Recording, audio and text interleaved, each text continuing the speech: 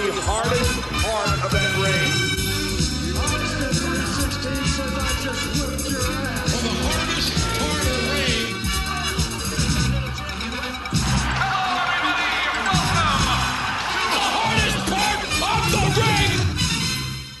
Hello and welcome to episode 154 of Hardest Part of the Ring, the podcast where four friends get together to celebrate the wonder of professional wrestling and all of that good stuff that comes along with wrestling, like films. The last podcast, episode 153, in some weird vortex land, hasn't actually happened yet, but we'll explain that in a minute. It was a little review of Money in the Bank with me and Sam. Speaking of Sam, he's here. Hello. Brett's here. Hello. And John is here. Well, I don't think I've ever gone last before. That's weird. No, it's always me. Yeah. Brett got a little promotion because he's taking the lead role today. As I said, our last podcast was a podcast that reviews Money in the Bank very quickly. We're going to start doing, we think we're going to start doing some of these, depends how it goes. But we're going to record it after this. Yeah, it's going to be a cheeky review. Is it? It's always cheeky. It's like a cheeky Nando's of the review world. Okay. That makes me think of Will Ospreay. This podcast is the first ever, the debut, the premiere of the World Wrestling Film Club. And we've got a brand new host in the hot seat. Sam does the undertaking. John does follow the feud.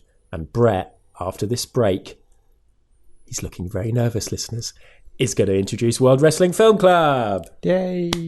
I wonder if this is all us slowly edging Adam out of the podcast. It sounds that like has crossed my mind. Adam is edging himself out of the podcast. Like, since we've started this, Adam's made a career of doing this, whereas the rest of us have made it into a chore. I was watching Money in the Bank and I was like, I really want to ask people for their best of the rest, and we're just not doing any podcasts like this. But anyway, we did the mini one last week. Let's get to Brett's content. Here we go. Reflect for a moment on the art of cinema. Think of a motion picture like The Last Emperor and the 9 Academy Awards it so richly deserved. Consider the profound emotional experience of a truly great film. Then forget it, sweetheart. Yes, better blow it out your exhaust pipe, cinema lover, because here comes fun with hair on it. Oh, that's disgusting. You're gonna see the biggest piece of shattering entertainment that ever molested your sensibilities. That sounds great. Want a plot? Here it is. It's the end of the 20th century, and mankind has blown its wad. The fate of humanity rests in the groin of one man. Their leader, Commander Toady, has kidnapped some pilgrims who wandered into their territory. We're gonna get him out, and then you're gonna get him pregnant. Yes, if you want a brilliant film, you can go right to... We're going to Frogtown. Hell Comes to Frogtown. Starring wrestling superstar Rowdy Roddy Piper. Move over, Mr. Mel Gibson and Mr. Robert De Niro. Here comes acting talent and sensitivity like you've never seen. You are one weird dude. And speaking of talent, turn green, Ms. Meryl Streep. Here's Sandal Bergman, the exquisite star of Red Sonja and Conan the Barbarian. Hell Comes to Frogtown, a story of mutant sex and people like you and me. It's hot, it's wet, and it's bad. It's Hell Comes to Frogtown.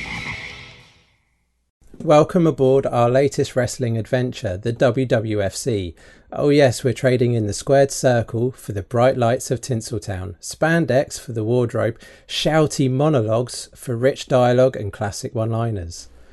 Nice. There you go. The WWFC, aka the World Wrestling Film Club, is going to play a little fast and loose with the rules as we iron out the kinks, but at this stage, let's say to be included in the WWFC canon, any film has to have a leading or starring role played by a wrestler, or the story has to revolve around the world of professional wrestling. So there will be no Foxcatcher here because amateur wrestling does not cut the mustard. Amateur wrestling sucks. Foxcatcher is a good film, though. Can we just... Yeah, it's a good film. Yeah, Good I really film. like that film. Haven't seen it. It's not proper. And so, what better way to kick off the WWFC than the prototypical B-movie romp that is the 1988 Hell Comes to Frogtown, starring my favourite wrestler turned thespian, Rowdy Roddy Piper. Now, if this is not already in your personal collection, you can find this film on Amazon Prime. 99p. I think you can also... I watched it on YouTube for free. Yes, you can do that as well. I just didn't think we should probably promote that, but we can.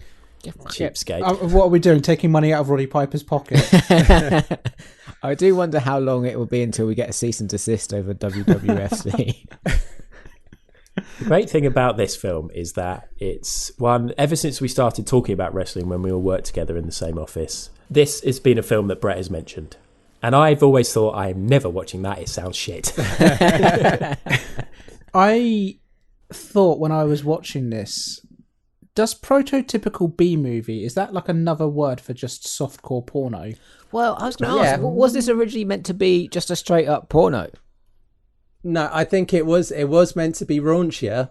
They did cut back on the raunchiness. Raunchier? But Raunchier. Because like this is in Carry On Frogtown kind of but this It's not very raunchy though, is it? It's very campy nudity, isn't it? This is No bush, no swinging dicks. Plenty of comedy. True. Yes. So, Hell Comes to Frogtown was directed by Donald G. Jackson and R.J. Kaiser. Oh, a double. You needed two guys on this film. Two directors. Two guys. I think the main leading factor was Donald, though.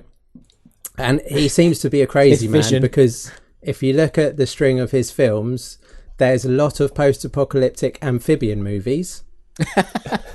And there's a lot of post-apocalyptic rollerblade films. So he's niche. Ooh. He likes Okay. Mad Max with rollerblades as well. A pioneer of the genre of the amphibian post-apocalypse. What's the James Caan one? Was it Rollerball? Is that the James Caan one? Yeah. Did he do that? He didn't do that. No. There's another one. I think they were on quads in that, weren't they? Rollerball? Maybe not. I'm reading some of these films here, and this list is pretty incredible. Oh, you got it. That Rollergator. That's Rollergator. Unfortunately, it doesn't fit into the canon for WWFC, but sounds bonkers. I mean, you say unfortunately. I feel like we've dodged a bullet with that one. Just reading a few of them here. Big Sister 2000. Lingerie Kickboxer. Ooh, that sounds... Write that down. Guns of El Chupacabra 2, The Unseen. Which makes me wonder what Guns of El Chupacabra 1 was all about. They sold out in the second one. That one's not on the list, which is even more bizarre. There's a lot going on here, Brett. How do you know this person? There is a lot. Well, purely through Roddy Piper, who stars as Sam Hell, our title character, who his co-lead is Sandal Bergman of Conan the Barbarian and Red Sonja fame as Spangle. I can't believe she had an acting career after this or before this. She was so She bad didn't at have this. one during this. I sat there the whole film wondering who calls their kid Sandal, but I think maybe Spangle. Yeah. I mean, sorry. So she's called Sandal. Yeah, she's called Sandal, as in like a flip-flop, which is funny But with because an of her H. films. Yeah, like Sandal, like John Dahl Thomason, the old Newcastle player. It's like Sandal.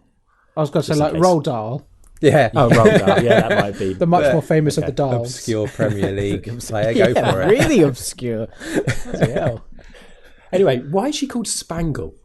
Because she's American. Star Spangled Banner, I think. Yeah. Right. I quite like the name Through and Spangle. There wasn't a pun. You'd thought there would have been like a cheesy James Bond style pun, like Thought she Spangle My Banner or something. I don't know. No, the names were just a bit Spangle random. my banner. I thought she sounded like a Beanie Baby. She does. That's a man who collected Beanie Babies as a child. That's a man who knows another man who collected Beanie Babies. I'm on to you, Adam. Shit. Okay, so let's set this film up as we get into it. God. Earth has succumbed to years of nuclear war. This had led to a post-apocalyptic wasteland of lawlessness, low fertility, important point, and, oh yes, mutant frog people. I feel there's a parallel universe where this is like a... Reality. Almost feels set in like the Handmaid's Tale universe a little bit. Yes. Yeah, very much so. So the government has been replaced by a female-led company called MedTech. So corporations taken over as well, whose priority is to find fertile men and women to help repopulate the earth. Sam Hell, our lead character, is that man. A scavenger, wasteland badass, and a highly virile man is assigned to help rescue a group of fertile women kidnapped by the humanoid frogs. So guys, go on. How did you find this setup? So I was a little bit shocked with the first scene, because I know this is called Hell Comes to Frogtown, and I've heard about it, about these amphibian people, but I wasn't quite ready for it to be actual frogs. You know, when that first scene, you see that there's someone like scavenging and gets shot by a man in a frog mask. It shocks me. I was not ready for that. He gets shot and he croaks. Yeah, ribbit. I thought the frog thing would be like a metaphor for something, not an actual frog. No, just anthropological frogs. Am I right in thinking that almost the very first thing that is said about Sam Hell is that he sexually assaults someone's daughter? Yeah, so this opening scene is, you know, could be problematic. I mean, he's been interrogated by Captain Devlin, who has an amazing voice, I think, for a bad guy. He sounds like he smokes like 2 packs of cigarettes before breakfast. Yeah, totally. And he's doing that because apparently he raped his daughter. And he's there for supposedly raping many women. But forget about that. As the film goes on, oh dear, we learn that Sam Hell is irresistible to women of all kinds and frog people. I was going to ask, does he have like a superpower after the apocalypse? Because everyone throws himself at him. So is Captain Devlin just, you know, was there... He's just, you know, really controlling, and I mean, his daughter slept with someone, and now he's like not angry. To defend the bad guy, I would say Captain Devlin is probably well within his right to be a little bit upset. Well, yeah, I mean, that's the thing. Sam Hell's our hero, and Captain Devlin's our bad guy. But from what we learn at the beginning, should that be the case? Yeah, I've got to admit, and I like to do this with most films, and quite a lot of the time it leads to massive disappointment, and especially when I pick a film to watch with my wife, and then it's shit, and she's like, "Why didn't you know this was going to be shit?" And it's like, "Oh, because I don't like to know anything about films before I go in." I did this with this. I didn't even read the little tagline at the top of the poster, which basically says that he needs to fertilize he needs to save the world by having sex with loads of women. So I didn't know this was coming, and it gets into it quite quickly. Yeah, and he's got a fucking government issued chastity belt type thing on, hasn't he? That will explode if these women who are in charge of MedTech decide that he goes too far away or he's misbehaving. Or whatever. Yeah, if he steps out. And I just thought, oh my God, this is the plot. Yeah. This man is carrying a loaded weapon, and MedTech, on a provisional government authority, now claims it.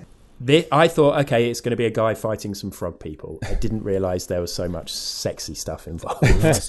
What I really like with the chastity belt, that sort of technology, you assume they need some sort of big laptop or supercomputer to control it. No, instead, two tiny lot of earrings. And also, not futuristic-looking earrings, just 2 white discs. Yeah, £2 down Claire's accessories. They look like Apple AirTags. So, yeah, I guess so. Prescient. So, who was wearing those? Spangle was basically in charge. Those. She had the earrings, which were also proximity sort of sensors. They were dual purpose. They were very advanced. Those earrings, and to control them, literally like I guess like an Apple product, literally just a little touch or a tap, or even just a bit of fabric wafting near it, as we saw later in the film. That heavy fabric. So anyway, get us back on track, Brett. Back on track. we've seen the setup. We meet Captain Devlin, plays an important part in the film. We also then meet Sentinella as well as Spangle. She's the Trinity one, right? It looks a bit like Trinity from Matrix. Yes. Sentinella. Yeah. The one with the big gun on the van. All she did the whole film was just look at the camera and smirk. And That was literally her wasn't entire purpose, was just to stare at the camera sometimes and just smirk.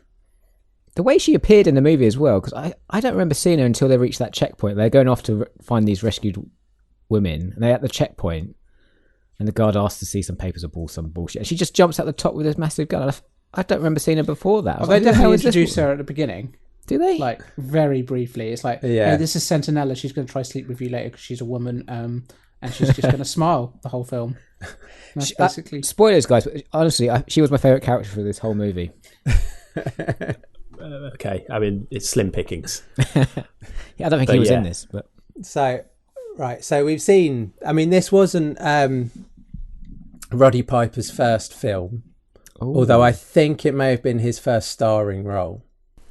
Okay. So I'm going to hit you with a couple of trivia points now, because, Nice. you know, we can't talk films without talking trivia. And one of them is, believe it or not, an acting coach was hired to help Roddy Piper realise his performance as Sam Hell, because he couldn't do it without it. I didn't mind his performance. I really didn't mind it. there were some moments where it went very wrestling promo, especially early on in the movie. But overall, he's very likable. Like, it's hard not to enjoy him. Yeah, I think that's the thing with Roddy. He is a charismatic person, and that's why I like the films that he's in, even How Comes to Frogtown, because he is enjoyable to watch in these. It's funny that kind of at this point in time, you imagine all the wrestlers who could have played a Sam Hell and kind of maybe been a little bit more believable in the role, like a Lex Luger or something. And it's like, Oh no! Come on. now we get, well, like kind of like a traditionally, Roddy is a lot of things, and maybe supremely attractive to all women across the planet is not one of them. Bit of a stretch. His face is so big in this movie. Like, it's just really big.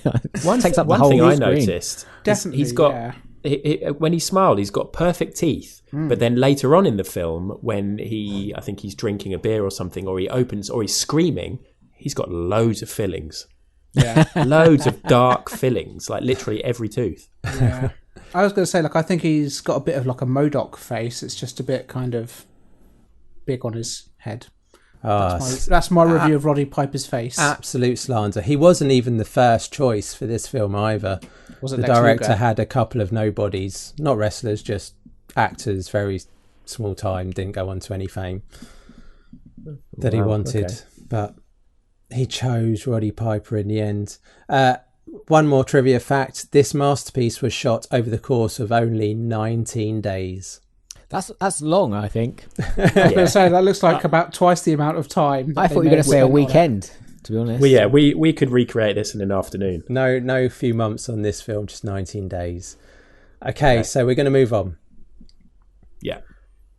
Once the new team get past Captain Devlin, Spangle and Sentinella of MedTech hit the wasteland with Sam Hell in tow.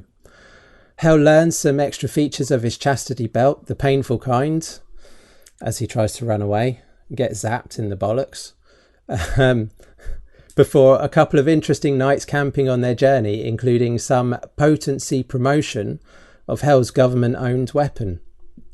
I've got to say, there was some continuity issues around this point. Oh, interesting. Because in order to show the audience that there was the proximity issue, he at one point gets out of the car or whatever and then sprints off, and he's like, haha, I'm free. And He's on top of a mountain though, isn't he? It's something crazy. Yeah, he doesn't get that far away, and then it starts giving him pain in the bollocks.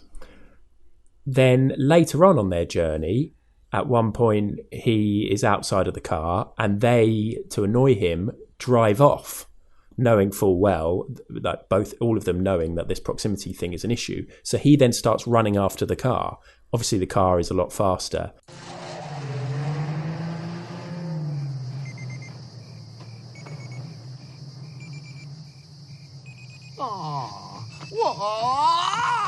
cut to a scene where Citronella, that's a candle, isn't it?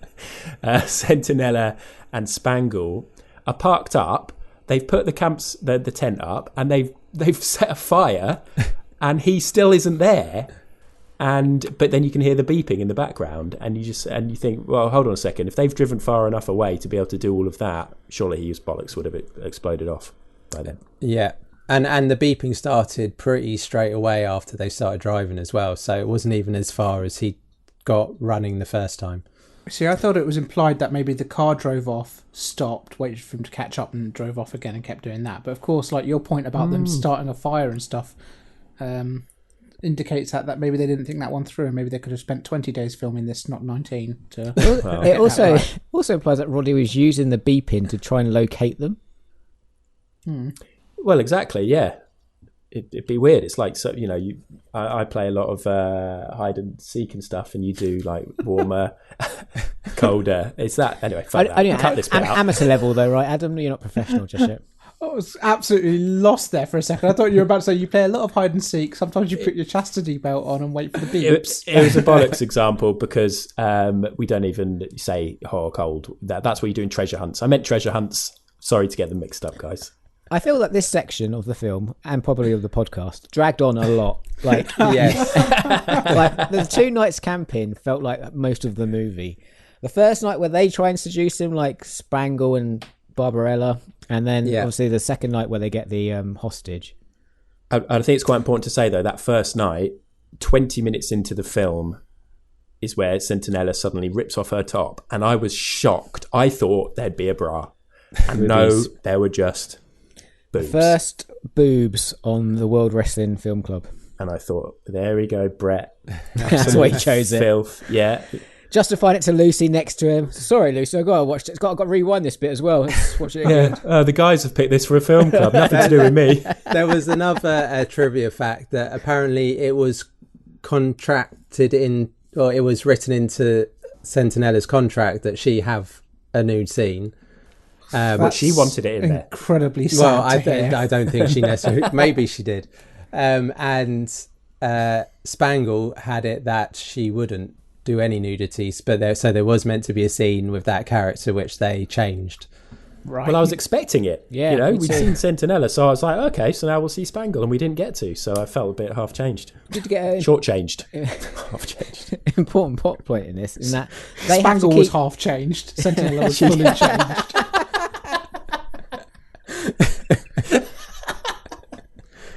What was I going to say?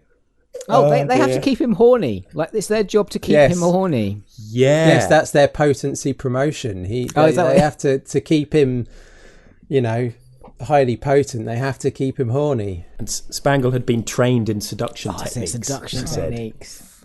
By a robot. I also thought, okay, so the next bit, the hostage or the random woman, so they get a live one, as they say, on their radar. They track down this woman running away from somewhere. They capture her, drug her. Turns out, as rare as fertility is, this woman's fertile. Yeah. Yeah. This is the most problematic moments of the whole film by a long shot. This is very uncomfortable watching. Yeah, especially as afterwards, she's super happy about the whole affair. She loves it. I was confused as well because obviously she starts off really dirty because she's been in the wasteland, and the next day she's clean. And I said, but I wasn't sure whether Roddy fucked her clean or whether he just washed her. Fucking what has hardest part of the ring become? Roddy Piper fucks never a woman expected clean. that line. I don't know why. No. After choosing, suggesting that this. That was too much. That was too much, John. I can't. I agree with Sam. This podcast has gone to shit. I wasn't sure if Roddy fucked her clean. I'd assumed he'd cleaned her up. But they even say it, don't they? They reference it in the morning. They sort of nod, but they don't actually say, "Oh, he cleaned her." No, they say they just nod to him having. Yeah. So, what? I mean, I know we wouldn't have a film if they did it this way, but does it not make more sense to keep Roddy in one place, like a secure location where him and his little soldiers can be ready to go to work, And then they go out and find all the women and bring them back to him. That's a really good point. And Yeah. also maybe those women could then have more than one child because the whole reason they're trying to make these kids is so that in, I don't know, 20 or 30 years time, they'll have a new army to continue fighting this nuclear war in which has already created a wasteland and they've got a frog problem. The whole thing is it's very mental. wrestling in its plot line. Oh. Yeah. It's going to get worse. And the whole point this is easy stuff, this bit. Of women being in charge is to stop the nuclear war as well. Well, yeah, because at the beginning, they blame it on the scientists, right? Scientists tried to stop the nuclear war. They got everyone to stop talking, but it just happened anyway. I mean, when we get down to much later in the film, Captain Devlin has one hell of a monologue about what he thinks is the cause of all the problems. Yeah. Anyway. So, after about that. 2 problematic and creepy nights camping on their way to Frogtown, Hell and Co. enter Frogtown, where a lot happens. I'm having no part of it. You signed a contract. Yeah, to fuck for freedom, but I ain't meeting my maker in Frogtown. That's not in my contract. So, as John said, the middle section seemed to last a long time with very little story happening. Then we get to Frogtown and loads happens in a short space of time. So we meet the frog mutants, an old friend in Lorne, the contact in Arabella, who was the dancing frog lady. Oh, the sexy dancing frog lady. A mysterious stranger, and the bad guys who in the frog people, which is Bull and Toty. I thought he was called Toady. No, Toty. I thought it was Sounds Toady like as well. Toady, but it's Toty. I'm glad they put an eye patch on one of the toads, though, because I did find it quite difficult to tell them apart. Yeah. Oh, the one with the fez and the goggles.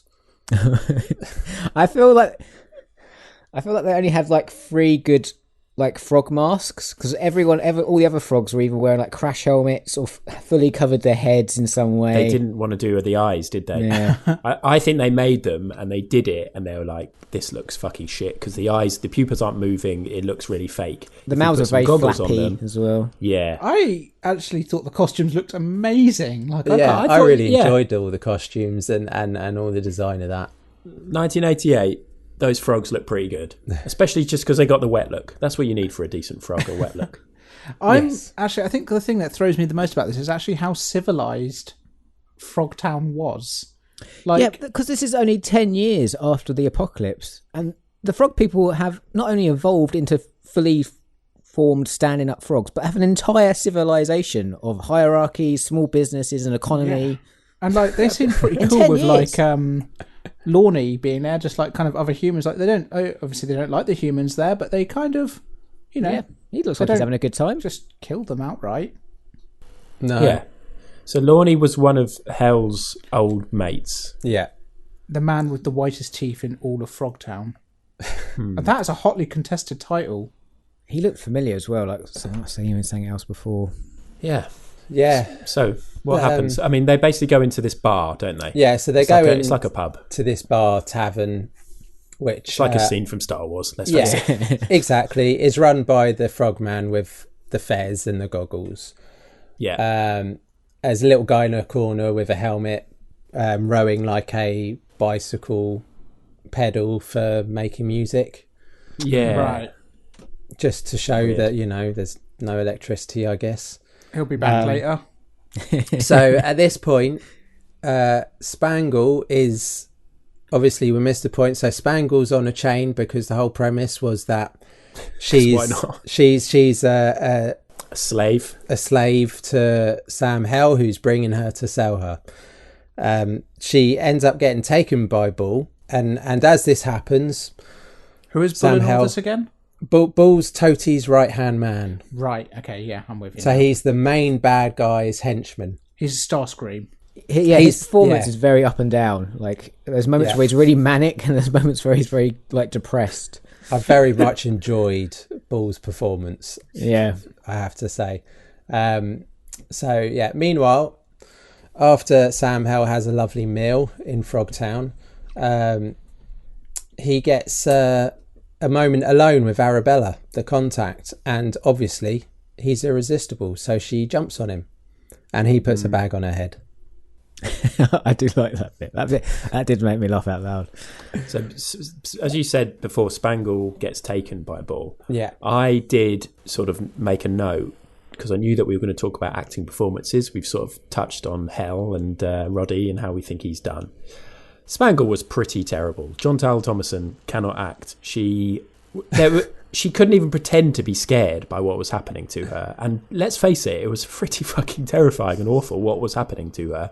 She was pretending to be a slave, and then she was basically being taken away to be a sex slave for frogmen. And she had a pretty straight face. But I think she was like, maybe she should have faked the scared, but she was a combat trained person. Like, she kicked ass later on. So she was using scared. That to get to the kidnapped women, was my take. Ooh. So she was allowing herself to be taken, although like at times she was giving Roddy looks as he was Sam Hell looks as they were bartering for her, which sort of played against that, but that is what I thought. I think you might be giving her too much credit. Oh no, I'm with Brett. Maybe we're doing her a disservice. Maybe this is a blinding role by her. I would agree with this all the way up until the point when we are shown Spangle just in a bed along with all the other hostages, and they give her the old cloth dance, the old sexy cloth magic dance.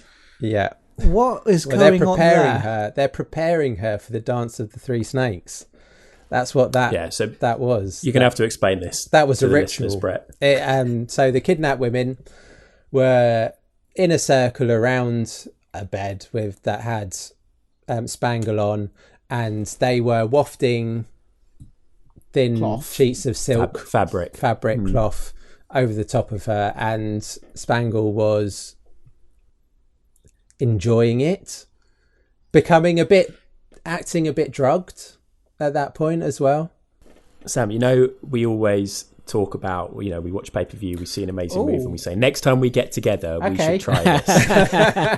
I'm liking where this is going. We're going to get together for SummerSlam. See-through sort of gowns, just wafting. Like belly dancers, and we're wafting some fabric over Sam as he gets increasingly more clammy. And then the best part is I get to do the dance of the three snakes. Yeah. Oh, okay. Yeah. Dance or die!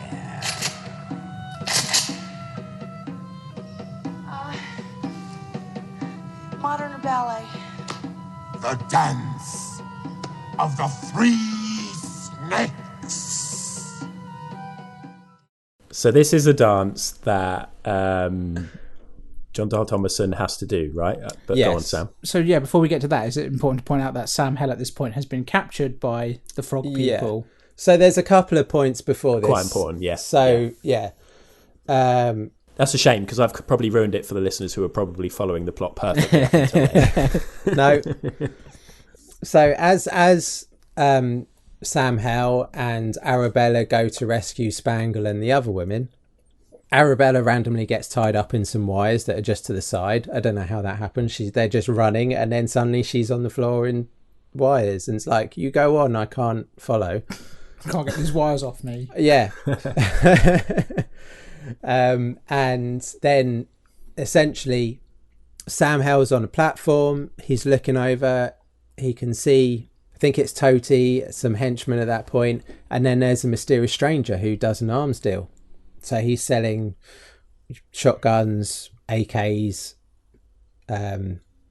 what's the other types of gun? RPG. Yeah, RPG. Rocket launcher type Come things. on. Yeah. Counter-Strike people, help me out. There are no rocket launchers in Counter-Strike. That's a fun bit of trivia for you. Oh, really? Yeah, save that for your other pod. See, if I'd played, I'd know. And then, so that happens. Sam Hell comically falls off the platform onto the box of guns. I think that's to show us that these are weapons that are being traded, and gets him captured. So I guess they killed two birds with one stone there.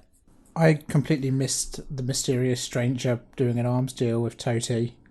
It is quite subtle. It's not like, look at this guy. You need to pay attention to this guy. It makes the return of the mysterious stranger later in the film incredibly confusing. I think this is about the point where I was watching this by myself, and Hannah, my wife, was out, and then she came back and she was like laughing, being like, "What is this?" And I was like, "I have to pause this," and I had to take 10 minutes. I had to go and make a drink. I was like, "I'm struggling. This is fucking awful." So yeah, I was struggling with this bit of this part of the film. Oh dear. Well, not to tell you how I felt, but carry on. Obviously, the mood changed for you when you saw Sam Hell chained Yes. up with Bull there, threatening with a chainsaw. That was weird. Like, if you're torturing someone, you don't go straight to the chainsaw, do you? You sort of build up to it, ease them in. Yeah, but this is a frog person. He has a half human, half frog mind. We don't know how they work. We don't know the psychology. But he uses the chainsaw to surgically remove Sam Hell's codpiece. With pretty impressive precision.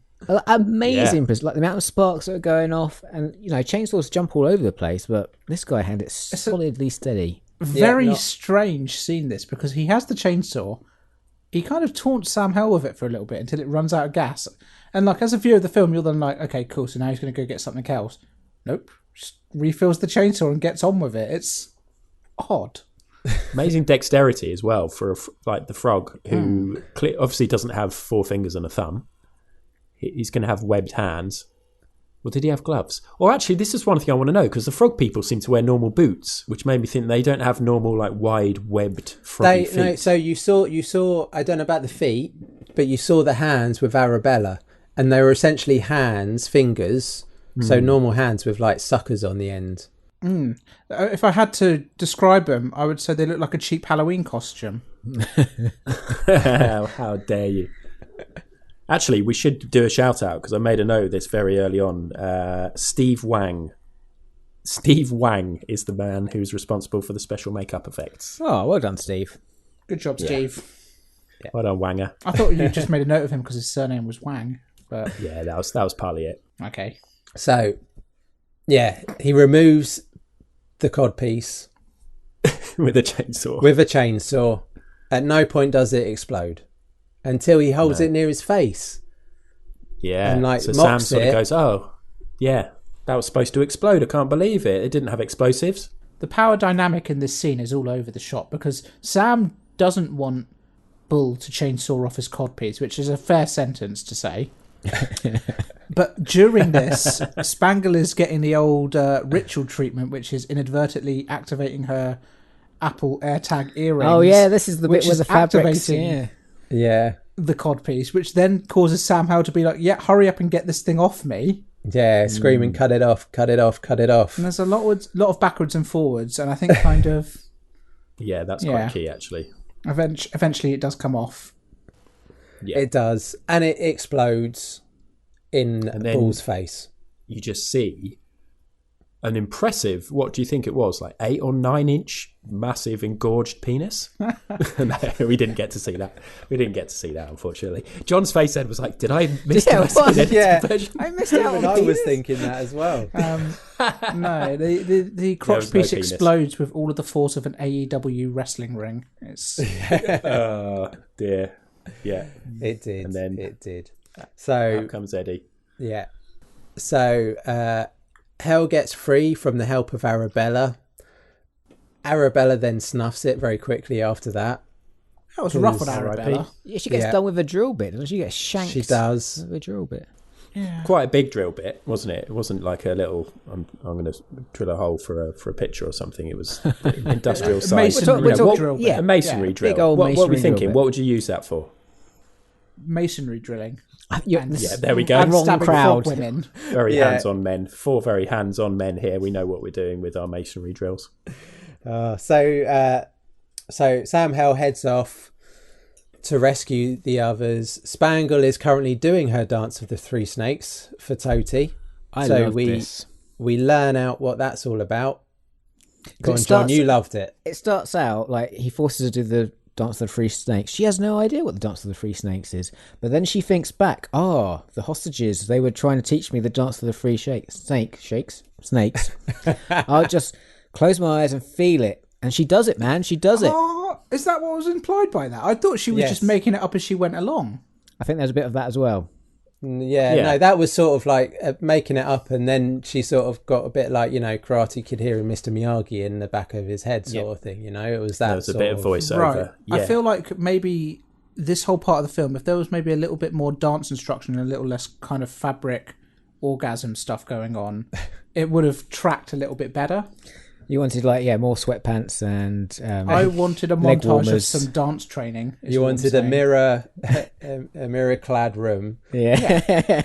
More sweatpants, less actual sweat. Yeah. Thank you. That's exactly what I wanted from this film. Was just a little bit of dance training. The whole dance was just a swerve because it's not the dance of the three snakes. Well, it is a dance of the three. But the three snakes are to rouse the three snakes. To rouse the three snakes. Right. The bad guys' three penises, apparently. We saw it did. You have aroused the three snakes! As he sat there and his pants were going dum-dum in different areas. And we saw 3 10 or 11 inch engorged green penises. We didn't see any penises, which is why it's going to be marked down. So anyway, Hella finds the kidnapped women. Then he finds Spangle. He comes in, 2 shotguns, shouts, "Eat lead, froggies." Rescue Spangle. There's a big shootout as they all run off to meet up with Sentinella as she arrives in the pink van. I can't believe we've gotten to this far in the movie, and this is the first time we've mentioned that they drive a very pastel pink penis van. Yes. Which is like a Beetle, isn't it? But not. I'm sure it's another make of car, but it's a bit like a Volkswagen Beetle. If you imagine one of those old ones and it's pink and there's a massive machine gun poking out the top, then yeah, it's basically like that. So they head off to escape. Toti eventually follows behind with some henchmen. But on their escape, they run into trouble as the mysterious stranger is Captain Devlin. Who'd have known? Unbelievable. One of the 5 other characters in this film. He is back. He holds them all at RPG point. I remembered. Until he gets spiked with the tiniest samurai sword ever. Now, is that samurai sword tiny, or is Roddy Piper being a wrestler just too big and makes it look tiny? It is a tiny samurai sword. Also, where did it come from? Yeah, I mean, that was... this whole section is bonkers. You know what? You've just made me think. At no point did he use a samurai sword. No, when they escape in the car... this film was perfect. When they escape in the car, it's kind of behind him. He's got it in his back behind I like him. the idea if it's like a souvenir from Frogtown. I'd have to go back and look to see if it was there all along and he just never used it. This is the point as well where the mysterious stranger Captain Devlin reveals that the whole problem with everything is that women run everything. And his answer is he's got a nuclear weapon, so he's going to blow everything up again. Because that worked before. The plot of this film is not the strongest I've ever seen. Or the most coherent. So, It's got a few holes. Devlin dies at this point. And we see a few deaths at this point. And again, to talk about acting, some terrible dying. Oh, yes. These days, as film in more modern films, when some people die, they do tend to either glaze over, or they'll shut their eyes and have a little bit of a slump. But this is a lot of slightly convulsing and then suddenly going fully limp really awkwardly, or just terrible dying because we saw it from the old guy who died in the back of the car. I thought that scene was pretty good. I noted it down, that loony death scene, good. Well, he has some blood coming out of the back of his head, which Roddy suddenly notices, even though it's happening behind him. And then he just dies in the laps of all these beautiful women. My favourite part about this is that kind of the whole trope about someone hiding an injury and kind of being like, oh, I've been shot. It's like normally they're holding their gut or something. Someone hiding the fact that they are bleeding out of the back of their head and dying very slowly is... And his head is lying on somebody's lap. Yeah. You'd think she might have been noticed a bit earlier. Have I wet myself? Or, Jesus Christ, what's all this blood? It's not my... I thought that death scene was good. With all the sweat. And I thought Roddy's reaction to the death scene got me choked up, guys. Okay. Was it the most emotional you've ever been at a film? Yeah. Or maybe. Was it the best? Maybe. The most emotional I've been during one of the World Wrestling Film Club's films. So. Okay. Highest bar, yeah. Safe. I really enjoyed Captain Devlin's death throes, I have to say, though. It's fun. If he just, like, where he got shot in the head. So, obviously, he got spiked with the samurai sword. He wasn't dead. Through the chest. Doesn't kill him. Doesn't kill him. Hell goes up to check. Obviously, he has his last little, and he turns around, one shot in the head, and he convulses and think it's fun. I enjoyed that. If he just went limp, it wouldn't be a Camp B movie, but because he convulsed, it was fun. It reminded me of The Rock selling a stunner. Yes. But Brett, because before this podcast I said, right, what are we doing? What do we need to pay attention for? And you said, I just want you to make notes on the plot and the acting, and then we're gonna give it a grade and things like that. So I was really looking at this acting. I was like, is this realistic? Yeah, but there are many schools of acting. Yes, there is not just realism. I get the feeling I'm going to have to get used to this kind of acting with this film club. Yes. You can't get lost down the Christopher Nolan. Everything's dark. Everything's real. Okay, fine. It's Tim Burton. Things are OTT. They're fun. It doesn't have to be real. I think it's unfair on Tim Burton to associate his name with this film. Maybe, but then you could talk about Planet of the Apes and could do, and then go actually. Anyway, so we have one last bit. There's a tussle with Toti and Sam Hell because there's still one guy left to get.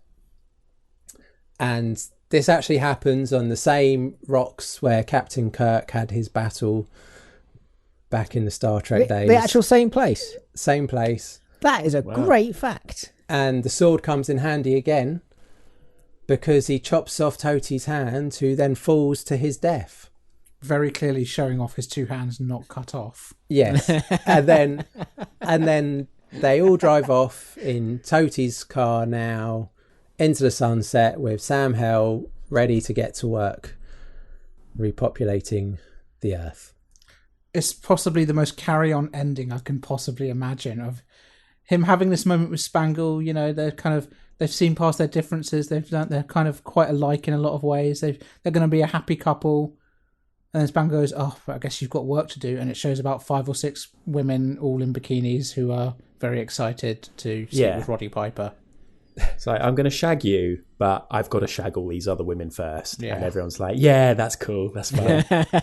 Soldier's work is never done. Next. Yeah. I had one more note that I'd written down, and for the final fight, which is final fight, couldn't give a shit. I think it's what is it? Mark Kermode says on the film podcast all the time. I think he quotes somebody else, and they say, "Film is a vehicle for empathy. Like if you watch a film, it's supposed to make you sort of experience the struggles of the main character and really empathise with them." None of that happens with Sam Hell for me. No, I couldn't care less about any of the characters, and I know it's not that kind of film. But as somebody who, the kind of films I choose, I don't watch B movies really. I've never watched any of these kind of films. It was a real struggle. I was watching it thinking I'd rather be watching Backlash. Oh. I'm not going to want to ask one of these upcoming questions. But I know. So sorry. I'm not shitting on it. Like, it's been really fun to talk about it afterwards. But if it was just watching it and then that was it, that was. I'm not shitting on it. I'd rather watch Backlash. That's definitely shitting on it. Actually, WrestleMania Backlash was pretty good. Yeah, I'm talking Backlash 2017, something like that. Jinder Orton.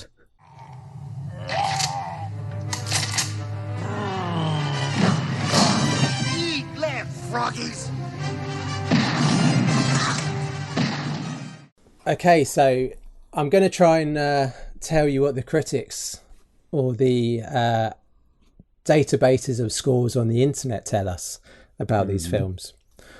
Now, Rotten Tomatoes give it a critic score of 56%, which means it's rotten. That's fucking high from critics, actual film critics. Yes. And some of them enjoyed it. Some of them didn't, hence it's middle of the road. I imagine most of the credible ones didn't actually watch it, so didn't submit a score. But carry on. Oh, snob. And the the audience gave it a 46%. 46. These are a lot higher numbers than I would have expected. Yeah, I'm looking at these scores and I'm wondering, is it like 56% out of 560% or something? No, out of 100. Now, the Amazon review is out of 5 stars. It got 4.5 stars. Yeah, but they're all fake. We all know Amazon reviews are fake.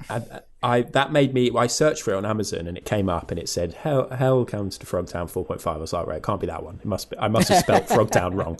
Is Frogtown 2 words? I was so shocked when I saw that.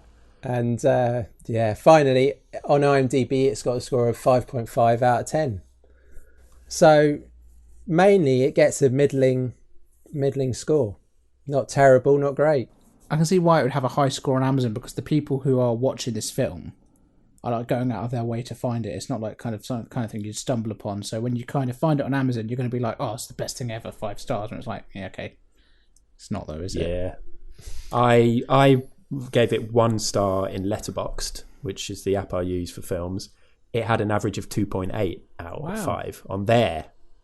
So, you know. There you go. So I know I gave you those points before, but I changed my mind at the end. Okay. And I've got some new things. So I want some quick thoughts from you. Ooh, okay. Okay. So I think I want you all to choose who gets the acting slammy, the MVP of the film. So is it one Roddy? Each, or we have to agree? One each. Just choose one. Citronella for me. Sentinella. Yeah. Citronella. Well, it's between a candle, an ex-Newcastle footballer, a Scottish professional wrestler, and a load of frogs. Oh, wasn't he meant to be Irish in this film, by the way? At the very beginning, I swear he makes like a Paddy reference? Or there's some sort of... I totally missed that. Well, maybe. Maybe not.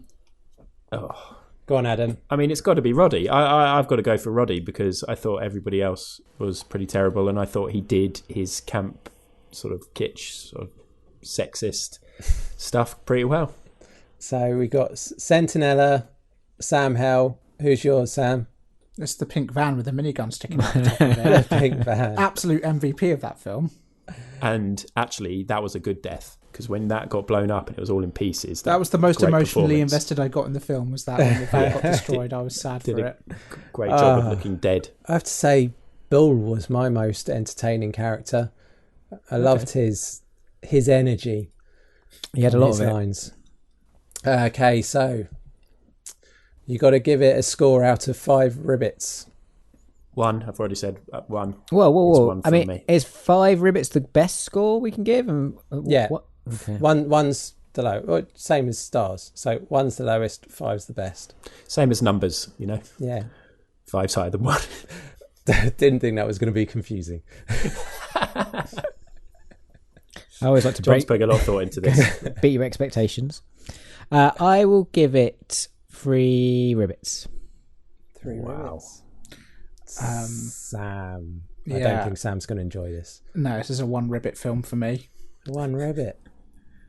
What about you, Brett? I'm with John. It was a 3 ribbit film. I don't pretend to think it's a great film, but I thoroughly enjoy watching it. Yeah, I feel like especially if I was back at university, like we would have watched this film every month in my house. I think that's a really good comparison. Like for me, this is it sort of exists in that Meet the Feebles kind of range of films of just kind of like, this is sort of toilet. There's stuff that we might get on this, that there are films that people watch again and again. I know you guys probably aren't going to watch this one again, but there are films that people deem like the best film ever. You know, there's films that are absolutely awesome that you won't ever watch another time. You know, still a great film. So I think there are different ways cinema is and different things you can enjoy. Maybe one thing to point out is that whilst I believe this is a 1 out of 5 ribbits film, I still think this is probably better than every single Marine film made. 12 Rounds, all the Scooby-Doo crossed with John Cena's, all We'll get to them. Yeah. Like I think kind of in the wrestling scheme of things, this is the...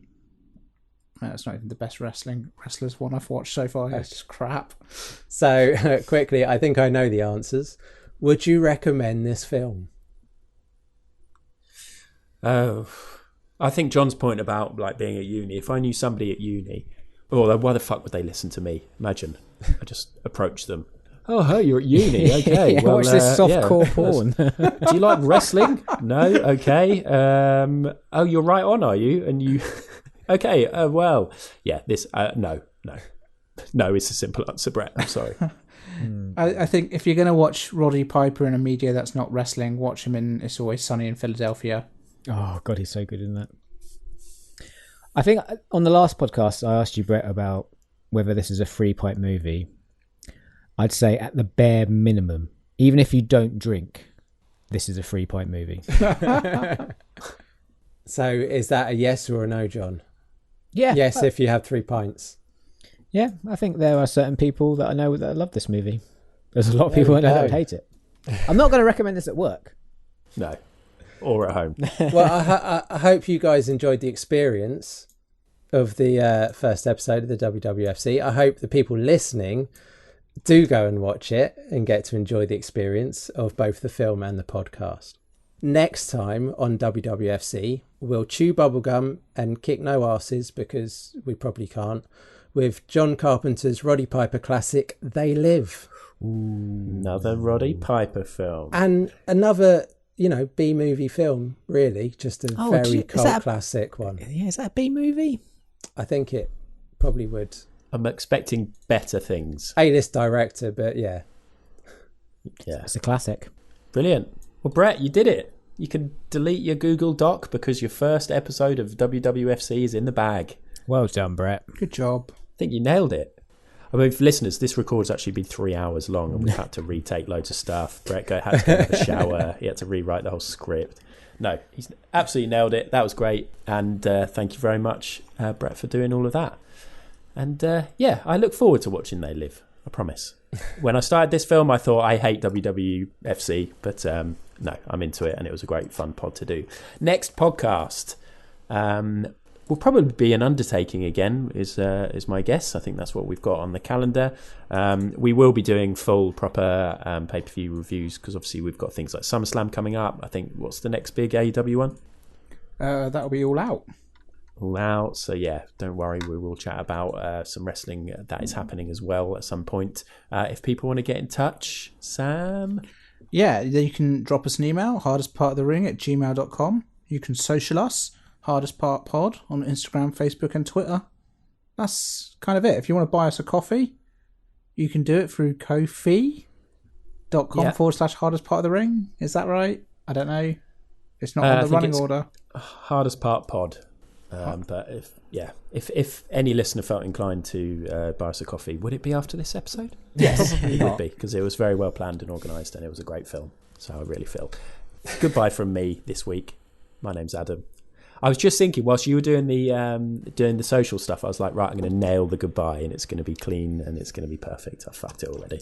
But thanks for listening, everybody. Goodbye, Sam. See you later. Goodbye, John. See you guys later. Thanks, Brett. Goodbye, Brett. And thanks again. Bye. And that was the hardest part of the ring. That is the hardest